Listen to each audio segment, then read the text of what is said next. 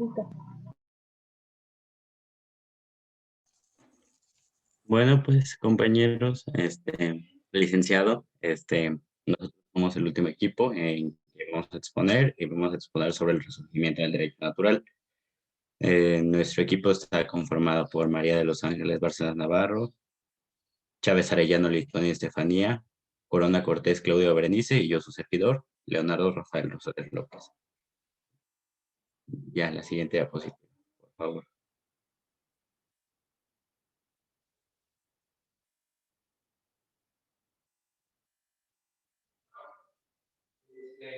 Voy, es que está cambiando. Ujú.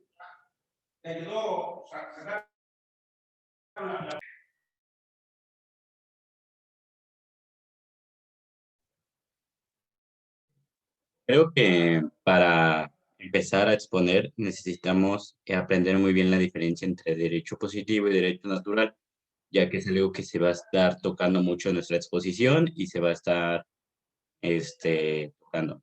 Para empezar, diremos que el derecho positivo y el derecho natural empieza a confundirse mucho a lo largo de nuestra la exposición. La diferencia hace consistir en el distinto fundamento. ¿Qué quiero decir con esto? En su validez, el natural se vale por sí mismo en cuanto es propiamente justo, y el positivo es considerado atendiendo a su valor formal, sin tomar en consideración la justicia o no la injusticia de su contenido. Es algo que vamos a ver a lo largo de nuestra exposición y uno de los autores que toman el derecho natural para resurgir, que toman el derecho positivo tal vez como una base o como algo para empezar a que el derecho natural vuelva a resurgir en los sistemas jurídicos. Lo del derecho natural no son más que normas cuyo valor no dependen de lo exterior. Por ello se dice que es natural y que es auténtico. El natural es plenamente valioso por su naturalidad o espontaneidad. ¿Qué quiero decir? Que a comparación del positivo, aparece como un producto convencional y contingente. Cada uno de ellos refleja un criterio de justicia. ¿Y qué quiero decir con la justicia? La justicia positiva y la justicia natural. La justicia natural consiste en un predominio de los fuertes sobre los débiles, así llamándolo para la mayor simplificación del ejemplo. Y que solo ello concuerda con las desigualdades y los privilegios que la naturaleza ha creado. Ya la siguiente diapositiva.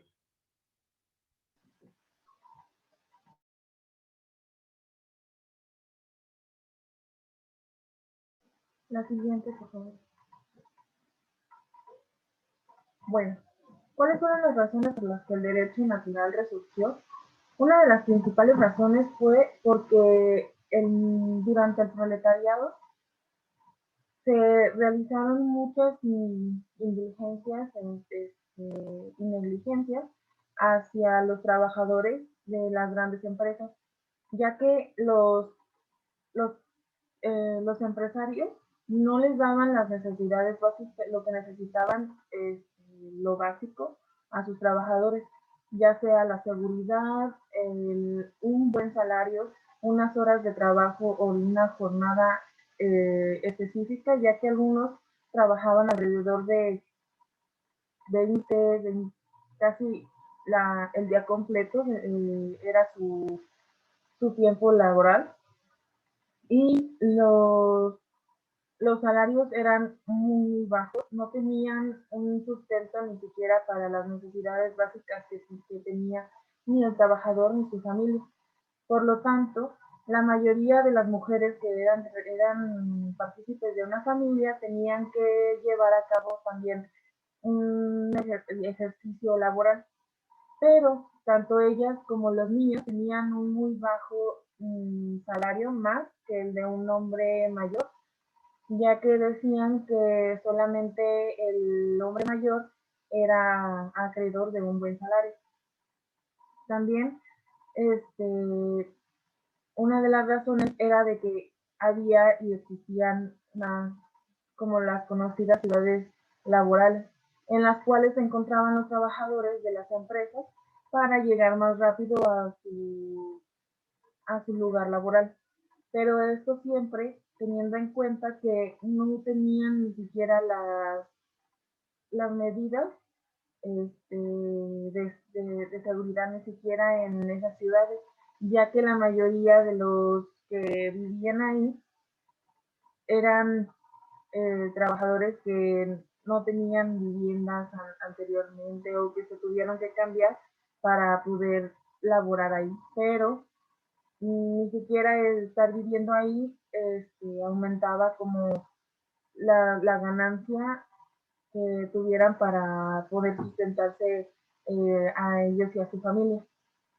También ya estaban completamente llenas y se tuvieron que hacer más y más casas para que esos trabajadores pudieran vivir ahí, pero no tenían como buenos, buenos drenajes, buenas condiciones en el agua, todo era totalmente en mal estado y precario. A lo que me refiero con precario es de que no tenían ni siquiera ni siquiera tenían las necesidades básicas como el sustento alimenticio o ni siquiera el agua potable.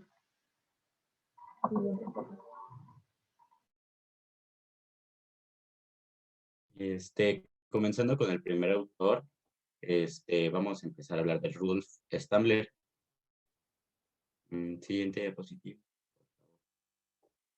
Vamos a hablar sobre pues, su biografía, quién es, qué hizo. Rudolf Stammler nació en 1856 y falleció en 1938.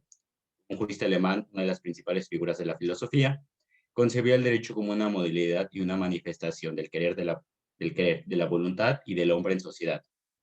Sus estudios en las universidades de Gießen, Leipzig, adoctrinándose en Derecho y Filosofía. Fue docente privado en la Universidad de Leipzig, en una de sus casas, en 1880, en la de Mansburgo en 1882 y de la de Gießen, por último, en 1884. Siguiente diapositiva, por favor. Sus obras más relevantes fueron, primeramente, Derecho y Economía, como lo ven. Constituye un estudio y una crítica de la concepción material de la historia de Carlos Marx. Como mencionó anteriormente mi compañera Ángeles, parte del resurgimiento para que diera el derecho natural fue por culpa del proletariado, ya que se estaban perdiendo algunos derechos fundamentales, algunos derechos de la naturaleza. Y aquí, sin embargo, Rudolf hace un estudio y la crítica de esto que hizo Marx. En una segunda obra, La doctrina del derecho justo, sostiene que la tesis es la única idea de justa, a priori y universalmente necesaria.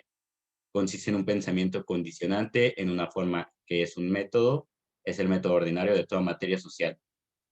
Otra obra es el Tratado de la Filosofía del Derecho, publicado en 1923, y una obra que me gustó destacar, que algunos autores o algunas no se buscan enmarañar mucho, es El Juez. Esta obra del Juez de Stammler plantea un problema del derecho y la justicia, en donde en un comienzo el juez o todo es armonioso, pero los hombres, a que se les despierta la codicia para obtener ventajas materiales para sí o los suyos, lo resuelven un problema. En el momento de investigar, me di cuenta de que en algunos momentos este libro del juez se explicaba mucho con el juicio de Hitler que se le hizo después de la Primera Guerra Mundial, donde pues se dijo que Hitler pues no era un alemán, era un austriaco, pero sin embargo peleó en la primera línea de batalla como todo un alemán defendiendo Alemania, pero pues sin embargo no lo era, era un austriaco y los jueces dijeron que necesitaban ser imparciales, aunque sin embargo pues conocemos la Alemania de aquel entonces no era completamente parcial. Siguiente diapositiva, por favor. Ahora hablando más bien sobre su teoría, su formalismo y su idea de pensar del derecho, vamos a hablar de que el formalismo de Stammler propone aplicar estrictamente un método formalista que prescinde de los contenidos necesariamente limitativos y no universales de los ordenamientos jurídicos particulares. ¿Qué quiero decir con eso? Esta perspectiva de la vida social aparece como la acción física, la acción conjunta regulada de los hombres, que es un orden jurídico como un medio para lograr los fines. Este, He mencionado también que un conjunto de hombres vinculados socialmente deben unirse a la idea de la vinculación de los fines. El concepto de derecho, que supone un orden jurídico entendido como un medio para lograr los fines, por la cual la noción del derecho puede ser comprendida y concebida solo mediante una referencia a los fines humanos y a los medios adecuados.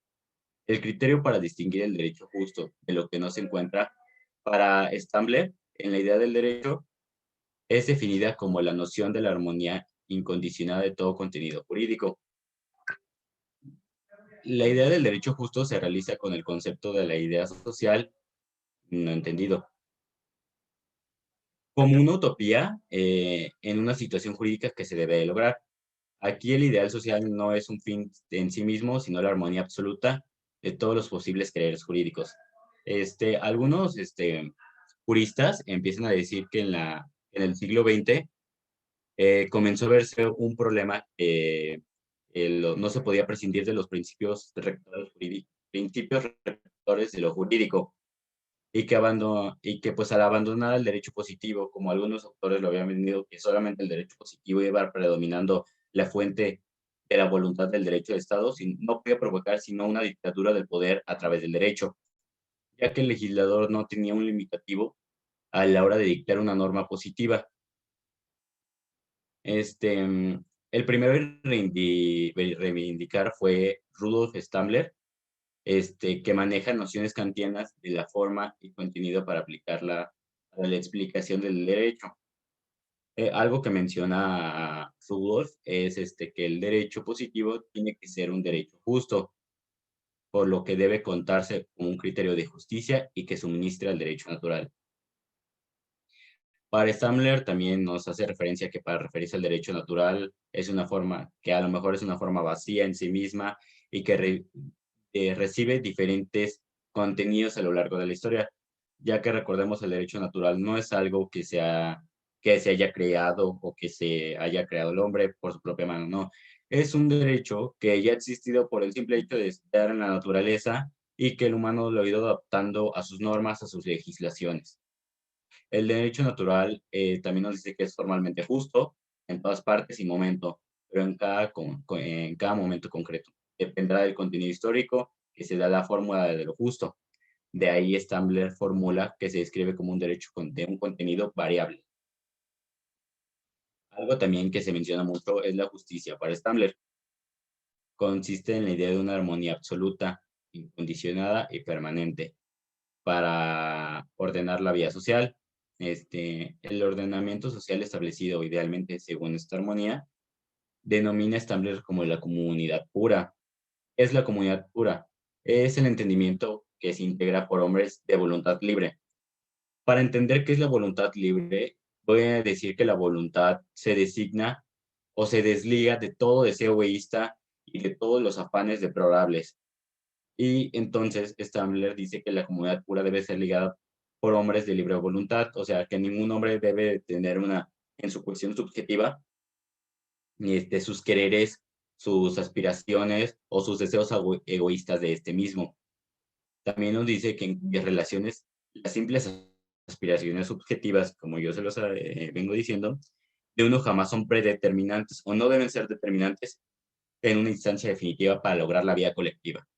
Recordemos que los legisladores son todos, esto nos dice que la voluntad es algo meramente objetivo porque cada hombre debe de vivir que tiene que vivir en una dignidad plena y no puede ser relajado a la condición de simple instrumento para la consecución de un fin ajeno. De allí que toda comunidad pura es en un fin en sí mismo y eso es respetada por los demás. Stambler advierte que la comunidad pura no es una utopía y no debe de serlo. Y tampoco es algo que se espera alcanzar algún día. El humano es en por sí imperfecto y nunca va a lograr la perfección. Y por ende el derecho siempre se va a estar renovando y siempre va a carecer de algún momento de la imperfección. Todo el momento, pues es algo creado por el ser humano y todo lo que crea es imperfecto. Nos dice que la comunidad pura pues es solo algo, es un punto para orientarse, es algo que se entiende simplemente como el ejemplo a seguir. Aunque no se llegue a la perfección, será fundamentalmente justo el derecho, pues, pues debe de ser orientado a un sentido de una comunidad pura. La justicia también nos dice que no puede ser traducida en una fórmula, este, mm, no puede ser una fórmula traducida concreta y que permite establecer principios formales de un contenido abstracto y que es válido para ordenar todas las relaciones humanas y para evaluar las normas del derecho positivo. Este, También nos señala Stambler que algunos principios para que el derecho debe ser justo, para que no integre ese problema de las legislaciones positivas que tenía el legislador. El primer principio es el principio del respeto. Este tiene dos incisos. El primer inciso nos habla de una voluntad que debe de quedar nunca a merced de otro arbitrariamente disponga. El inciso B nos dice que toda existencia jurídica debe de ser de tal modo que en que el obligado se siga viendo el prójimo. Segundo principio, en los principios de la solidaridad, nos dice que un individuo jurídicamente vinculado no debe ser nunca excluido de la comunidad por la arbitrariedad de otro. En su inciso B, nos dice que todo poder a disposición otorgado por el derecho solo debe excluir a los demás, de tal modo que el excluido se siga viendo el prójimo.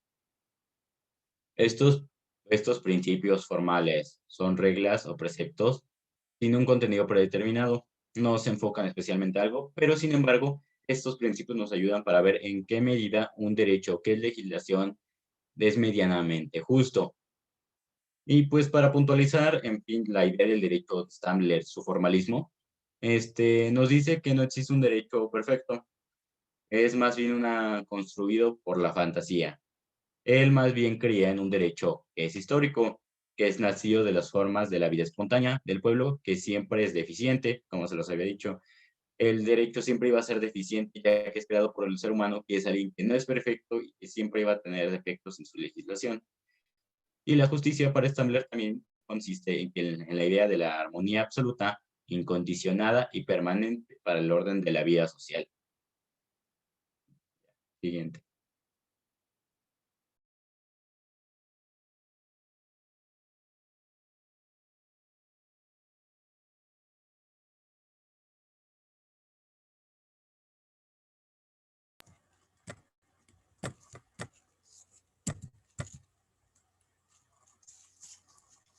Bueno, ¿sí me escucho? Yo ahora les voy a hablar sobre Maurice Auriol. En sí, su nombre completo era Maurice Jean Claude Eugène Auriol. Él fue un político, jurista, sociólogo y educador francés. Él nació en La Deville, Charente, Francia, en 1856 y también fue profesor de Derecho Administrativo en la Universidad de Toulouse, Francia. Él consideró la institución como un instrumento y decía que el elemento fundamental de pues era la defensa de la vida civil y de la libertad. Él defendió al orden individualista y a la propiedad privada. También él colaboró para el desarrollo de procedimientos legales que en cierta manera pues, se protegiera a los ciudadanos de actuaciones administrativas indebidas. Y esto lo opuso a la teoría de la soberanía nacional, que era el sistema fundamentado en los derechos del individuo. Entre sus obras principales destacan, no sé si lo voy a pronunciar bien, pero son los Principes du droit public et constitutionnel, son los principios del derecho público y constitucional, la teoría del institution et de la fondation, que es la teoría de la institución y de la fundación, Soberanete Nazionale, que es la soberanía nacional, entre los cuales también destaca Precis Detroit Constitutional, que es el compendio del derecho constitucional, Precis Detroit Administrative, que es el compendio de derecho administrativo, la ciencia social tradicional, que pues es la ciencia social tradicional, y por último es la Institution et le droit statutaire, que era la institución y el derecho estatutario. En su teoría de la institución, Maurice va a conceptualizar a la institución en el marco del derecho y del poder. Es decir, que los va a vincular. Él dice que las instituciones pues están ciertamente fundadas gracias al poder. Entonces ahí se tomaría pues como una consideración. Para él las instituciones no son en sí directamente el elemento material, sino que más bien son las que dan origen a la materialidad. Es decir, a su fin.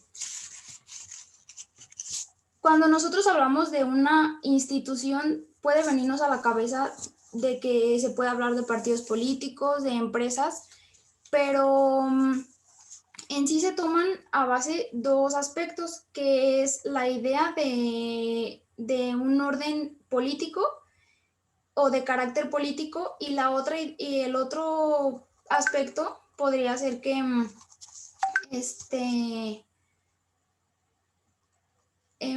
podría ser ese fundamento que le va a dar forma a la institución, pero que esa forma se la va a dar el Estado. Maurice define a la institución como la idea de obrar, como la idea de empresa también. Dice que para que él establece más bien que eso se va a dar o se va a realizar jurídicamente en un núcleo social. Después diciendo también que puede existir otro elemento social que quiera realizar esa idea y que ese elemento social va a realizar pues distintas manifestaciones de comunión y que van a ser dirigidas por órganos de poder y que van a estar reglamentadas por distintos procedimientos. Esto significa que la institución va a ser la idea destinada a desarrollar y que el derecho será el límite para el desarrollo de esa idea, pero que necesariamente se necesita del poder y que este poder se traducirá a la existencia de órganos destinados a alcanzar esa idea. No basta con que existan los órganos, también debe existir por parte del que obedece la idea de comunión, que es lo que ya les comenté. Y el fin sería pues el convencimiento de que esa idea sea lograda.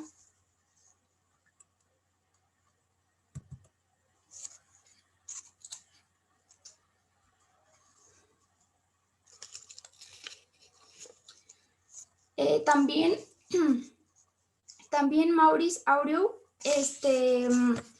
va a aplicar el concepto de institución tomando en consideración al Estado. Hubo un estudio sobre la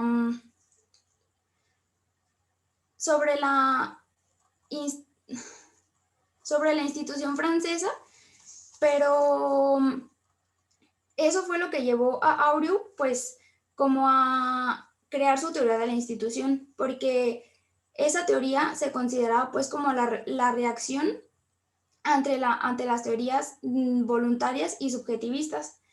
Que dichas teorías pues basaban al derecho en el contrato, y también esas teorías pues eran la teoría de Maurice, la teoría de la institución, pues era tomada también como la reacción ante la teoría de personalidad ficticia y la teoría de la personalidad jurídica. Él considera los elementos de la Constitución, que son tres. El primero sería la idea de acción colectiva o la idea de la obra. Él establece que en un Estado debe existir un grupo que comparte una idea de nación, considerándolo como el elemento más importante. Pone como ejemplo pues la religión, la costumbre, las tradiciones. El segundo de los elementos pues sería el poder organizado, que es puesto al servicio de este pues para que sea realizado. Aquí podemos tomar como al poder como elemento del Estado y que también es soberano, entonces ahí se aplicaría la idea de soberanía que la ejerce el pueblo a través de los órganos del Estado. El tercer de los elementos sería las manifestaciones de la comunión en el grupo social respecto de la idea y su realización, armonía de las voluntades bajo la calificación de un jefe y que no implica sentimiento intelectual sino la voluntad de obrar. Esto quiere decir que lo que la población o el elemento social o el núcleo social manifieste las necesidades que él ocupe, tendrá que manifestarlas y que ese jefe intelectual pues deberá satisfacerlas sin necesidad de tener sentimiento intelectual. Aquí, Maurice, bueno, se dice que el hombre forma y funda las instituciones, pero también se dice que la institución puede formar al hombre. Aquí Maurice Aurèu plantea pues que todo lo social es creado por lo individual, es decir, por los individuos, pero él señala un elemento esencial en la fundación institucional que trasciende a lo individual, es decir, la idea de obra a realizar. Esta idea de obra a realizar es común a los individuos que forman parte de la institución, pero no obstante, no quiere decir que no pueda ser solo una persona quien funde la institución, pero más tarde él se va a dar cuenta de que el hombre no es quien funda la institución, porque él hace una crítica a la tesis de Leon Duguid, que dice, su teoría, la tesis de Leon Duguid era la regla de derecho, pero entonces él dice que la institución no puede estar creada con reglas de derecho, porque si no, entonces eso significaría pues admitir que el hombre o que la institución es dada por el medio social, pero el hombre no funda a la institución, sino que más bien acepta o rechaza la creación de dicha institución por los particulares. Después nos habla Aurèu, bueno, Recasens habla sobre las ideas de Aurèu. Él nos dice que la institución es objetiva y que se produce por un sistema espontáneo de equilibrio que se ponen al servicio de la idea y que conducen por sí mismos a una situación de derecho. Después, nos dice que las instituciones representan en el derecho la categoría de la duración, de la continuidad y de la realidad. Poco más tarde, pues, nos dice que las instituciones se unen a su capacidad de duración, es decir, un poder de adaptación a las condiciones nuevas de la vida, evolucionando al compás de las exigencias de los hechos. La institución pertenece al derecho desde dos puntos de vista. El primero sería porque la transformación de las situaciones de hecho en situaciones de derecho se produce en ella y por ella. Y el segundo sería porque es la fuente del derecho y además por lo que se refiere a la institución grupo, es la fuente de un derecho autónomo interno, es decir, estatutario, corporativo o institucional. En la institución, al lado de la idea de empresa, interviene la idea de justicia. Aquí, al lado de la idea de empresa, pues va a intervenir la idea de justicia y la idea de la paz social. Y después nos viene a señalar tres tipos de soberanía, que sería la del gobierno, la del derecho establecido y la de la nación. Él sobre la soberanía pues pone un carácter limitado y relativo, ya que ésta está sometida a derecho y de semejante modo a lo que resulta con la libertad individual. Y finalmente, Maurice Aurèle muere en Toulouse, Francia, en 1929.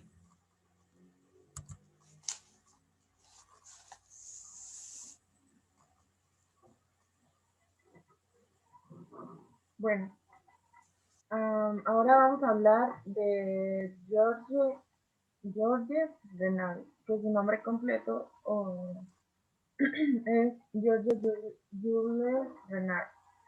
Él nació Él nació el 22 de febrero de 1864 en Nancy, Francia, y falleció el 22 de mayo en... Bueno, no tengo el dato. En París, Francia, ya que él fue víctima o tuvo una enfermedad la cual es conocida como la arterioesclerosis. Bueno, él fue hijo de un trabajador en que realizaba la construcción del ferrocarril y su madre se llamaba Ana Roscoe.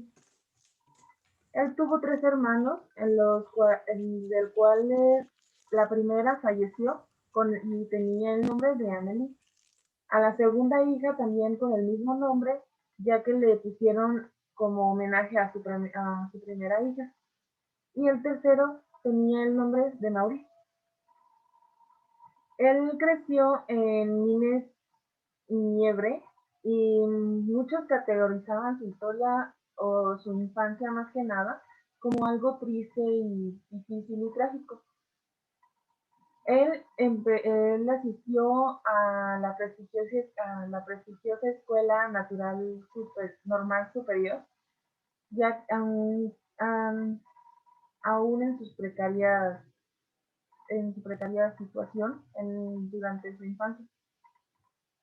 Él desarrolló un amor sobre la literatura y en 1885 él se enlistó en el servicio militar de Bourges y salió de ahí en 1886. Siguiente, por favor. Él contrajo matrimonio con su esposa Marie Morneu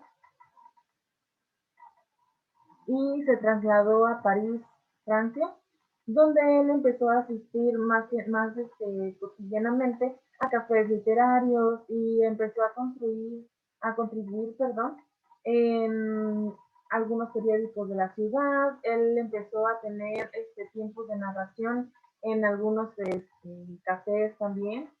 Y una de sus primeras obras, de las cuales narró, fue un volumen titulado como Crímenes en el Pueblo, durante el año de 1888.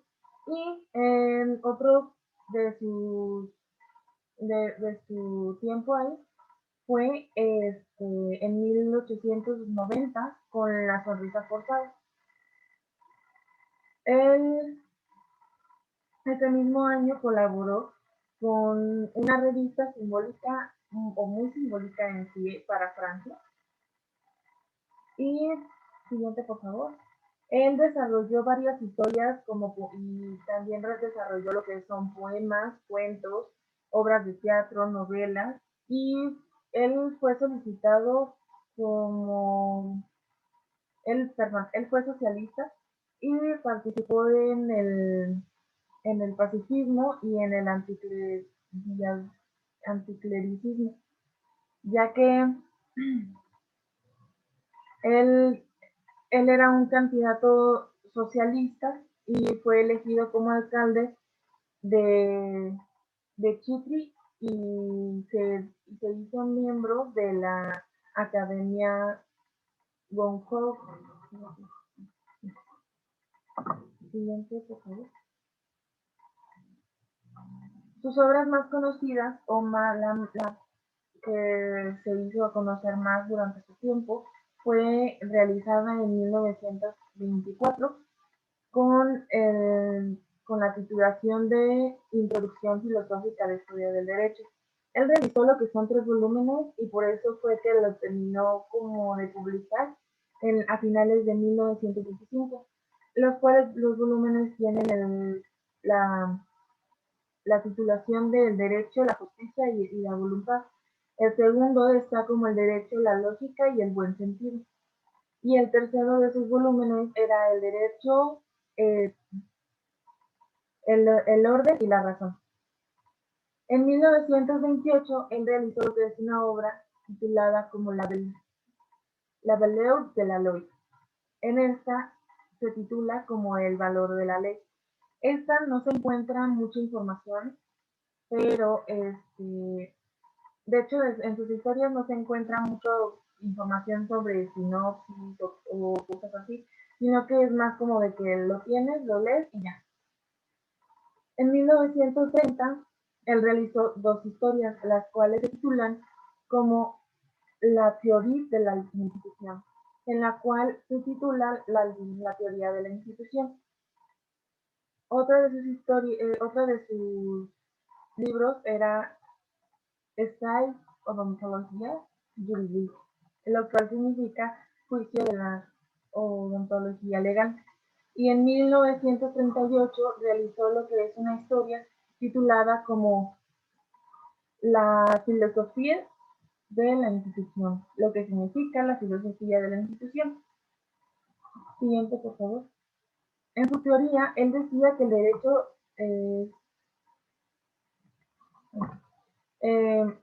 derecho es la seguridad de la justicia y dice que el derecho natural del derecho nacional no se puede estirar ni mucho ni poco, ni demasiado poco ni demasiado, ya que decía que lo único que se realizaba era como el juzgar la solución para poder realizar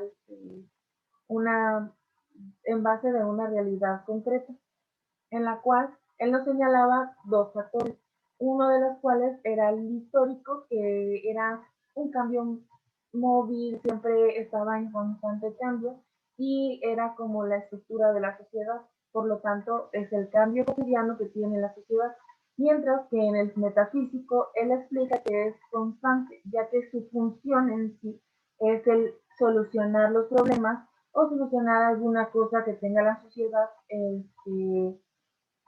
que ya no sea como relevante en sí, para la socialización, perdón, o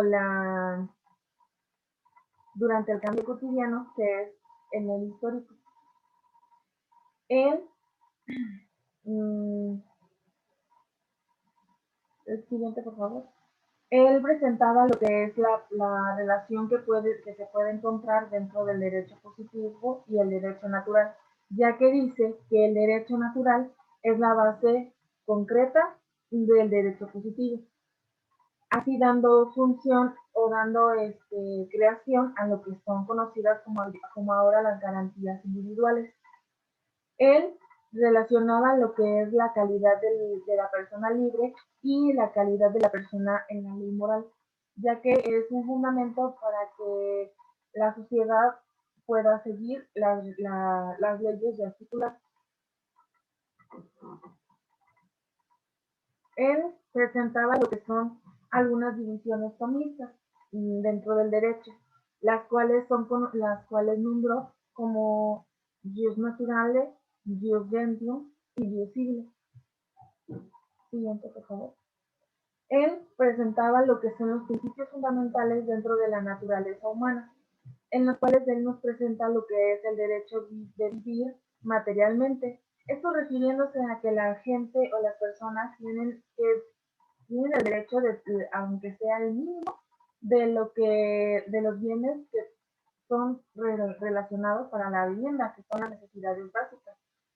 También nos presenta lo que es el derecho a vivir intelectualmente.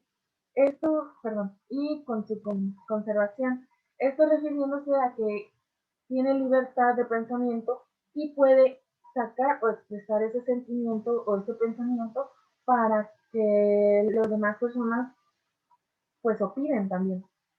Y él también dice ahí que las personas pueden tener una vida intelectual para que la persona o el individuo pueda tener una vida espiritual estable, sabiendo, obteniendo el conocimiento.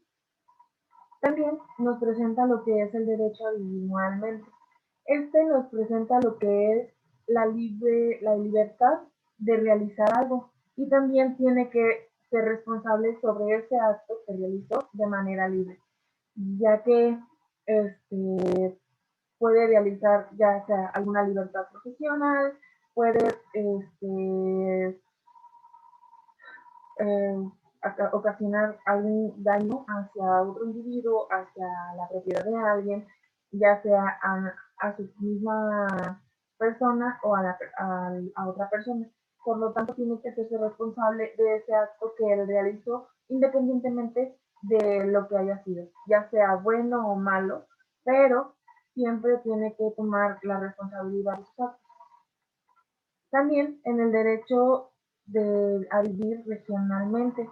Esto dice que nos da la libertad de realizar algo científico y mediante el culto. Esto refiriéndose a que la persona puede realizar algún acto para, no sé, sustentar la ciencia, el conocimiento de las personas, pero siempre es como lo principal para el individuo es su culto, lo que es la religión, la cultura, todas esas cosas son relacionadas con la búsqueda del conocimiento. También presenta lo que es el derecho a vivir sexualmente, presentando que la persona puede vivir ya sea en matrimonio, pueda heredar, ya sea darle protección a algún niño, ya sea su hijo o alguno que no realmente no sea como familiar, que sea adopción, que no tenga relación de sangre y puede hacer ya sea la concepción dentro del matrimonio o bueno, para él era más bien dentro del matrimonio. También nos presenta lo que es el derecho a vivir socialmente. En nos da lo que es el principio de autoridad y restricción de los derechos individuales. Esto refiriéndose a que tú eres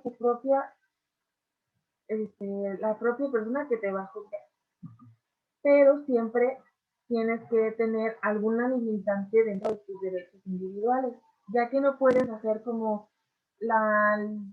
puedes ejercer tu derecho lastimando o interfiriendo con los derechos de otro individuo. Siguiente, por favor. Bueno, Renard, realizó o siguió con la teoría de la institución de Jauregui. Él dice que existe una actividad jurídica irreductible a la cual se manifiesta el derecho individual, ya que presenta también que la institución es un cuerpo de la realización al ser producido por otra comunión, ya sea de las ideas y socialista, solidarizar lo que se lleva a cabo en un conjunto, ya sea sucesivamente o establecido dentro de una comunión o exterior de una comunión. Él también dice que la idea más dotada de los medios que permiten que se establezca es el cuerpo y la existencia propia, ya que para que la existencia de una institución siempre va a tener algo que realizar, ya sea el bienestar de la salud, el presentar algún servicio público como En este caso podemos tener lo que es el IMSS, lo del ZAPAC, lo de las instituciones relacionadas con el gobierno y todas esas cosas. Y para él, la finalidad de todo en sí, de las instituciones, de la política, de la misma persona como individuo, es el bienestar común y el bienestar propio, ya que sin buscar el bienestar propio dentro de las instituciones, no se busca lo que es el bienestar para la comunidad o para los que nos rodean. Pero siempre las instituciones son un sistema jurídico en potencia. Siguiente, por favor. Bueno, pues a mí, ¿sí me escucho? A mí me tocó hablar de Joseph Thomas Delus. Su nombre completo era Joseph Louis Aimé Thomas Delus. Él fue un sacerdote católico y profesor universitario. Impartió su cátedra en la Facultad de Ciencias Sociales de la Universidad Laval y también en la Universidad Católica de Derecho en la Universidad de Lille. Nació el 7 de enero del año de 1891 en Anansois, no sé si se pronuncia bien, en una provincia de Francia, y fallece el 10 de enero del año de 1974 en París, Francia. Fue hijo de Émile y Claire Delus.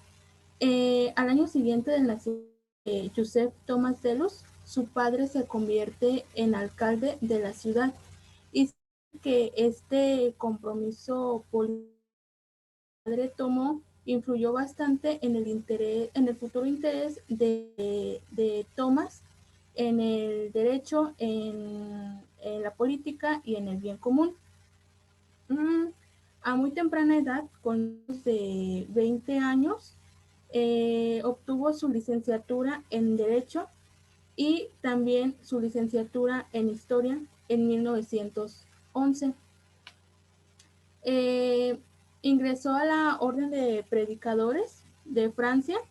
Fue ahí en donde comenzó su noviciado en 1913. Después, en el año de 1914,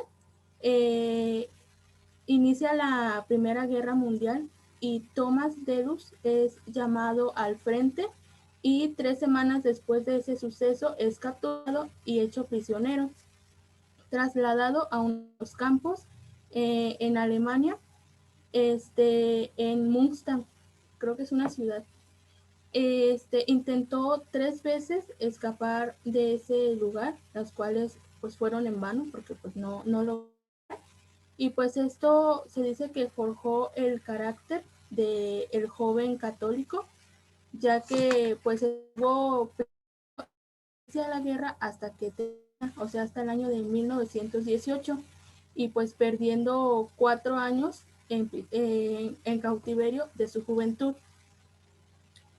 A nivel académico, realizó estudios en paralelo y los cuales completó en el año de 1924, obteniendo el lector en teología y sumando más sus estudios en derecho. A partir del año siguiente, o sea, en el año de 1925, el padre de Luz, como ya se le conocía en ese entonces, fue incesante en sus estudios, en sus comunicaciones, en sus cursos, en sus libros, en sus conferencias científicas, etc.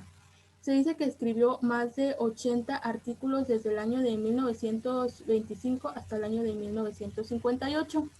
Y también se dice que fue un profesor muy apreciado por sus alumnos a los que les impartía la cátedra. Siguiente, por favor.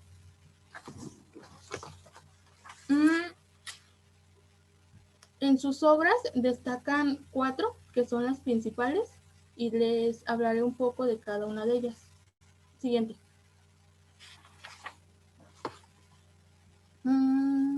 La primera fue escrita en el año de 1929 y se titula La Sociedad Internacional y los Principios del Derecho Público.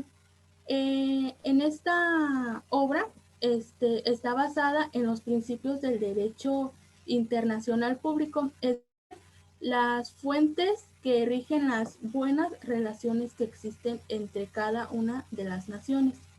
Siguiente, por favor. La segunda fue escrita 2 años después, de 1931, y se titula La teoría de la institución. En esta teoría se entiende al derecho como una creación hecha especialmente para el beneficio de nuestra sociedad, y de esta les hablaré un poco más adelante. Siguiente, por favor. La siguiente teoría se titula El problema de la civilización, la nación. Esta fue escrita en el año de 1944 y en esta obra el autor nos hace una muy valiosa aportación al estudio de la sociología de la nación y de los nacionalismos contemplados dentro del ámbito jurídico. Siguiente, por favor. En el mismo año, en 1944, el autor escribe otra obra titulada Los fines del derecho, el bien común, la seguridad, justicia. Esta obra nos habla de todo aquello que puede ser entendido como aquello que nos hace bien para todos, existiendo una ausencia de peligro o riesgo y una sensación de total confianza, aplicando el principio moral que inclina a obrar y juzgar respetando y dando a cada quien lo que merece, o sea, aplicando las leyes de derecho. Siguiente, por favor. Y en su teoría, se titula Teoría Institucional del Derecho, y como ya lo dije anteriormente, esta teoría entiende el derecho como una creación hecha especialmente para el beneficio de la sociedad. Al hablar de esta teoría se da una pequeña controversia, ya que el concepto se divide en 2 aspectos. El primer aspecto nos dice que el derecho como norma, o sea que se aplica para mantener un orden social. El segundo aspecto nos dice que el derecho como institución, o sea que el derecho solamente es para el beneficio de la sociedad. Esta teoría es un intento de explicar la naturaleza del derecho en términos de la relación que se da entre práctica jurídica e instituciones sociales. A resumidas cuentas, esta teoría dice que el derecho está formado más que por un conjunto de normas, por un conjunto de instituciones, ya que las normas solo son comprensibles dentro de las unidades orgánicas de las que forman parte. Y pues en esta teoría, Joseph Thomas Delus nos dice que existe relación entre filosofía del derecho y sociología, ya que estas 2 ramas del derecho estudian las funciones y los principios morales de la sociedad. Y ya, es todo.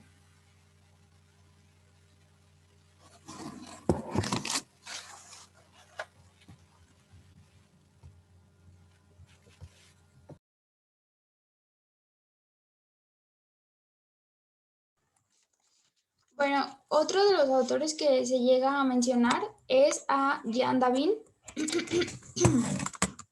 Él fue pues un célebre jurista. Tiene publicadas pues ciertas obras como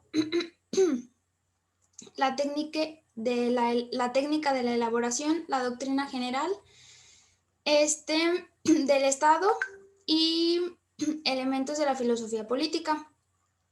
Davin sostiene que el derecho está constituido por principios éticos que deben orientar al legislador, que el derecho político debe orientarse hacia los principios del derecho natural, pero que cumple una función específica de seguridad y la organización concreta que es todo punto de vista imprescindible. Y esa Esa era la... Perdón. Esa era la idea central de David. No sé si alguien más.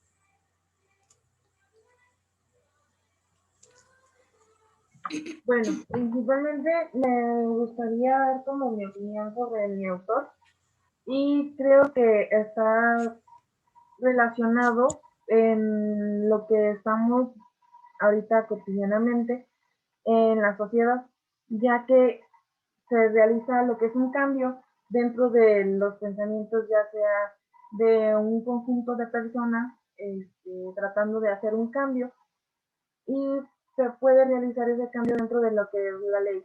Y como en el caso del matrimonio como parental, ya se dio se buscó un cambio, se vio que ya era necesario un cambio dentro de lo que es la ley y se realizó ese cambio dentro de los códigos de la para poder casarse y poder realizar lo que es la adopción.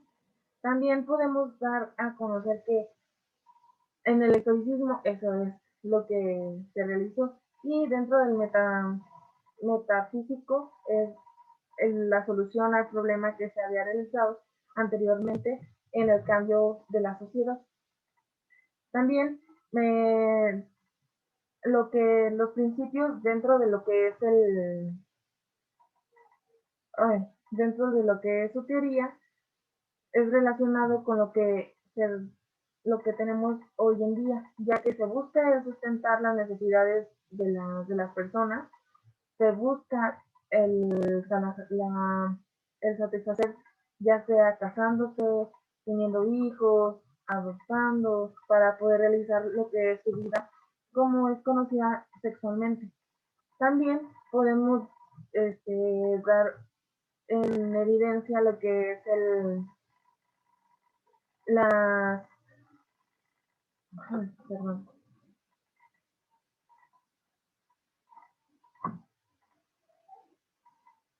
lo que es el que la persona deba de vivir como un individuo que es pensante, ya sea moralmente o intelectualmente, ya que ayuda a lo que es el desarrollo de la sociedad para que haya un cambio estable y que ayude a todos en la comunidad, pero siempre tratando de no interferir en los derechos de otras personas o, en su caso, no afectando a las relaciones internacionales que se tienen entre países.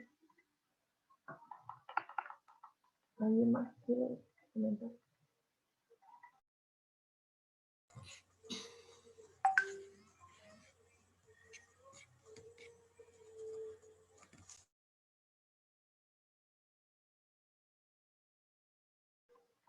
¿Nadie más? Bueno, pues aquí damos por terminada nuestra exposición. Espero que les haya llamado la atención y que hayamos dado nuestra explicación de la mejor manera entendible. Y pues gracias por estar aquí.